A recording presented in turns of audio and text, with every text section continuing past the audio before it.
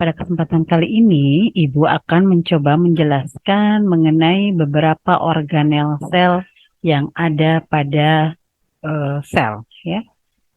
Organel sel, siswa dapat menyebutkan organel-organel sel. Organel-organel sel berada dalam sitoplasma.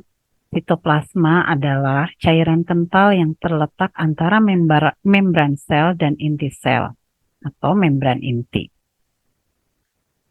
Organel sel adalah tempat terjadinya segala aktivitas dalam sel.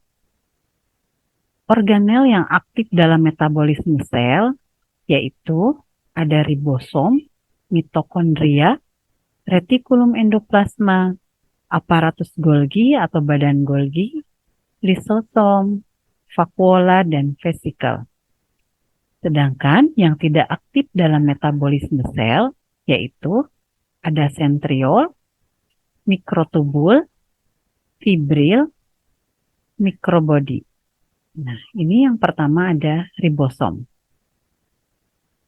Ribosom bebas yaitu struktur sel yang tersebar luas di bagian sitoplasma. Sedangkan untuk ribosom terikat, struktur ribosom yang biasanya menempel di bagian retikulum endoplasma atau sering juga disebut RER, retikulum endoplasma kasar.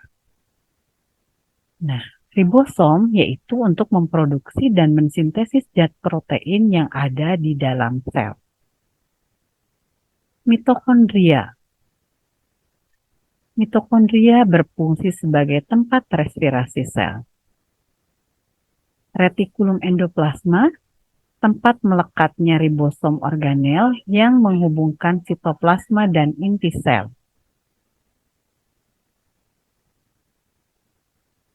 Memproses dan memindahkan molekul yang dihasilkan oleh sel, baik ke dalam maupun keluar sel. Aparatus Golgi atau badan Golgi, tempat sekresi dan mensekresikan zat yang keluar dari sel.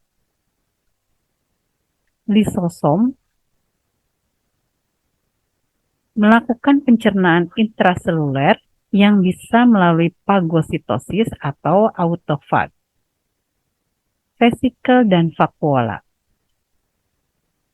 Fungsi vesikel dalam sel meliputi penyimpanan dan pengangkutan molekul dan zat, pengaturan komposisi membran sel, dan sekresi zat di luar sel.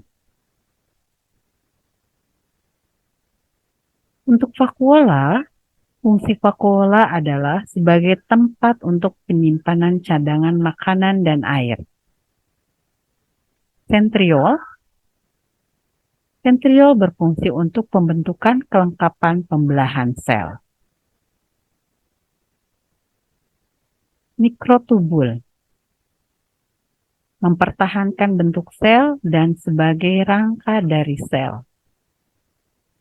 Fibril merupakan filamen atau serabut yang sangat kecil atau halus. Meningkatkan fagosionalitas atau sifat fungsionalnya terkait erat dengan organisasi molekulernya. Mikrobodi yang terakhir berperan dalam berbagai reaksi biokimia dalam sel. Itulah organel-organel sel. Terima kasih untuk semuanya. Berikutnya adalah perbedaan sel tumbuhan dan sel hewan. Wassalamualaikum warahmatullahi wabarakatuh.